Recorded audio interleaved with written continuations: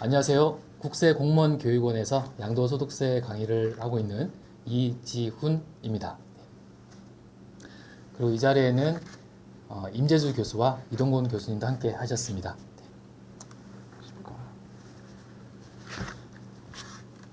예, 오늘은 이제 두 번째 시간입니다.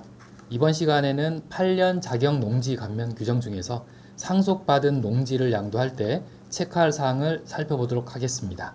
임재주 교수님, 그 8년 자격 농지 감면에 대해서 한번 간단하게 설명 부탁드립니다. 네. 8년 자격 농지 감면이란 거주자인 개인이 8년 이상 농지 소지지에 거주하면서 직접 경작한 농지에 대하여 양도소득세를 감면해주는 규정입니다. 8년 자격농지 감면을 해주는 취지는요, 자격농민 보호를 위한 조세 부담의 완화에 있습니다. 구체적으로 감면 요건을 한번 살펴보면요, 첫째로 양도하는 사람이 거주자인 개인이어야 됩니다. 법인은 당연히 대상이 안 되는 거고요. 네. 자, 둘째, 양도일 현재 농지여야 됩니다. 농지는 대표적으로 전답 과수원이 있겠습니다. 즉 대금을 청산한 날이 양도일이라고 볼 수 있는데요. 그 날을 기준으로 해서 토지의 현황 상태가 농지 상태여야 됩니다. 자, 셋째로 보면 거주자인 개인이 농지 소재지에 거주를 해야 됩니다. 네. 다른 말로는 농촌에서 거주한다고 해서 제촌이라고 부르기도 하고요.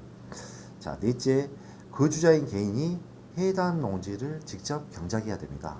이 경우에 이제 직접 경작이라는 의미가 추상적으로 좀 모호할 수도 있는데요.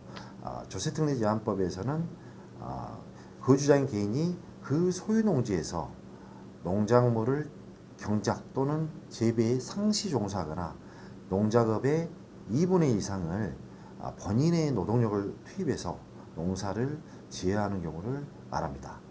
다른 말로는 양도자 본인이 자신이 경작한다고 해서 자경이라는 표현을 쓰기도 합니다. 마지막으로 다섯 번째로는 도시지역에 편입되는 등 감면 적용 배제에 해당되면 안 되겠습니다. 네, 감사합니다. 실무적으로 봐도 요 자경 부분에 대해서는 과세 관정하고 네. 납세자 분들하고 좀 다툼이 많은 것으로 알고 있습니다. 그렇죠? 네, 그렇습니다. 네, 개인이 그렇다면 8년 이상 농지를 제촌 자경하고 양도하는 경우에는 큰 문제가 없겠지만 개인이 농지를 자경하다가 사망을 했을 때 이 상속받은 상속인은 어떻게 해야 그러면 감면을 받을 수 있을까요? 예, 이런 경우에는 경우의 수가 상속인이 이제 상속받아서 직접 경작하는 경우가 있고요. 네네. 그렇지 않는 경우가 있어서 이 두 가지로 구분해서 설명을 좀 드려야 될 것 같습니다. 예. 그러면 상속인이 피상속인 사망 후에 그 상속받은 농지를 직접 경작하는 경우부터 한번 설명을 해주시죠. 네. 자, 농지를 상속받은 상속인이 상속받은 농지를 1년 이상 계속해서 농지 소지에 거주하면서 경작하였다면 돌아가신 피상속인이 농사 짓는 기간하고 상속인이 경작한 기간을 합산해서 이 부분을 따집니다. 네, 1년 이상이라고 하셨는데 그렇다면 상속인이 11개월 농사를 계속 지었다. 그런 경우는 합산이 안 되는 건가요? 네, 그렇습니다. 안 됩니까? 1년 이상 계속해서 농사를 지었다고 했기 때문에 네. 네네. 계속해서 상속받은 후에 계속해서 1년이 넘어가는 경우, 즉 예를 들어서 1년 1개월을 계속했다. 네. 이런 경우는 가능하겠죠. 가능하고요. 네. 만약에 6개월 짓다가 중단했다가 또한 6개월 지었다. 네. 이런 경우도 계속이 안 되기 때문에 결국 안 된다는 예, 그런 맞습니다. 말씀이네요. 여기에서 이제 계속이라는 개념이 굉장히 중요하다고 볼 수 있는데요. 네네. 1년 이상 계속이기 때문에 6개월 짓고 임대를 내주다가 나머지 6개월 또 지었다. 이러한 경우도 계속해서 1년이 아니고 네. 계속해서 6개월씩 각각 지었기 때문에 이러한 경우에도 경작 기간이 합산이 안 된다고 보시면 되겠습니다. 네, 감사합니다. 네. 상속인이 1년 이상 계속해서 농지 소재지에 하고 경작을 한다면 이제 합산을 하는데요. 상속인이 농사를 짓는 어떤 시점이 언제가 괜찮은지 뭐 그런 규제도 있나요? 네. 그 경우에는 이제 감면을 규정하는 경우에는 네네.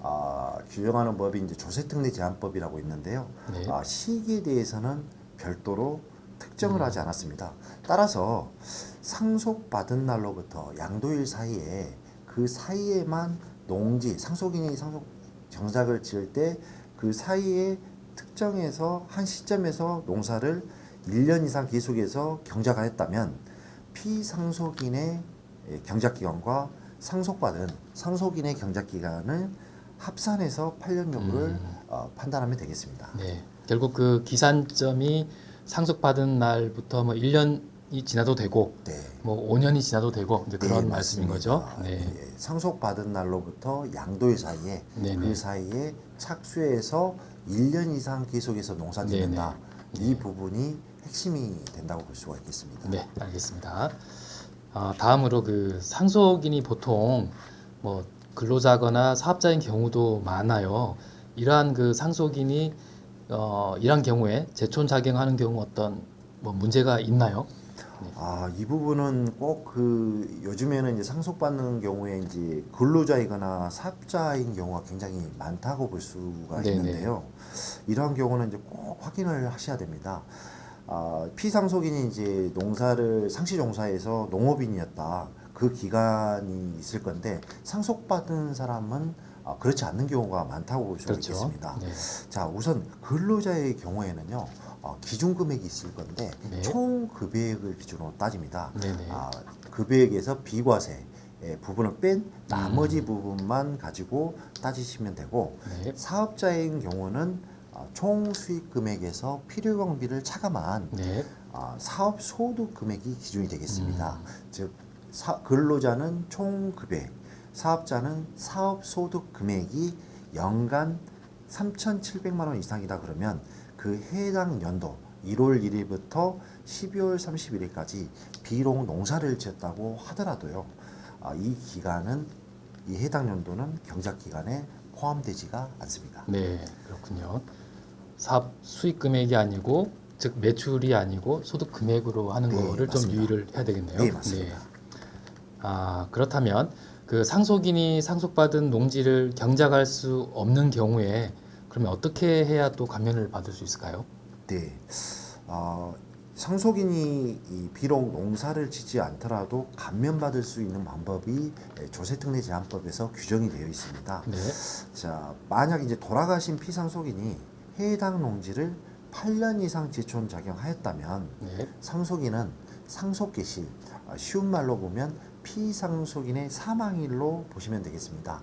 자, 이 날짜를 기준으로 해서 3년 이내에 만약에 양도를 한다 그러면 그때에는 상속인이 농사를 안 짓는 경우에도 피상속인의 경작 기간을 합산해서요. 네네. 8년 이상 농사를 지었기 때문에 감면을 받을 수가 있거든요. 네. 그렇기 때문에 상속인이 근로자이거나 사업자인 경우로서 농사를 못 짓는 경우라든가 이런 경우가 있다 그러면 반드시 감면받기 위해서는 피상속인의 사망일로부터 3년 이내 양도하면 감면 혜택을 받을 수가 있으니까 이 점을 좀 주의하시면 될 것 같아요. 네. 결국 상속인이 농지를 상속받은 경우에는 이제 크게 두 가지를 고려해야 되겠군요. 이제 피상속인이 8년 이상 농사를 지었다면 3년 이내에 파는 경우에는 농사를 이제 상속인이 짓지 않아도 감면이 가능하다는 네, 거 하고요. 맞습니다. 또 만약 피상속인이 8년이 안 되는 기간 동안 경작을 했다면 네. 상속받은 사람이 나머지 부분을 더 경작을 한다면 네. 1년 이상 계속 한다면 감면이 가능하다. 이제 그런 예, 말씀인 거죠. 예, 거기에 네. 추가해서 이제 피상속인이 8년 이상 농사를 지었다 하더라도 네네. 상속인이 3년 이내에 양도를 안 한 경우가 그렇죠. 이제 발생이 될 수가 있을 거예요. 네네네. 이럴 때는 3년이 넘어가면 그 3년 넘어간 후부터 상속인이 계속해서 1년 이상 개촌 네네. 작용하면 그때는 합산이 돼서 감면을 받으실 수가 있습니다. 네, 알겠습니다. 네. 오늘은 그 농지를 상속받은 상속인이 8년 자격농지 감면을 받고자 할 때 체크할 사항에 대해서 알아봤습니다. 상속인이 농지를 경작하는지 여부에 따라서 감면 적용이 좀 달라지니까 여러분께서는 이 점을 주의하셔서 세법을 적용하시기 바랍니다. 네, 이상으로 오늘 과정을 마치겠습니다. 감사합니다. 감사합니다.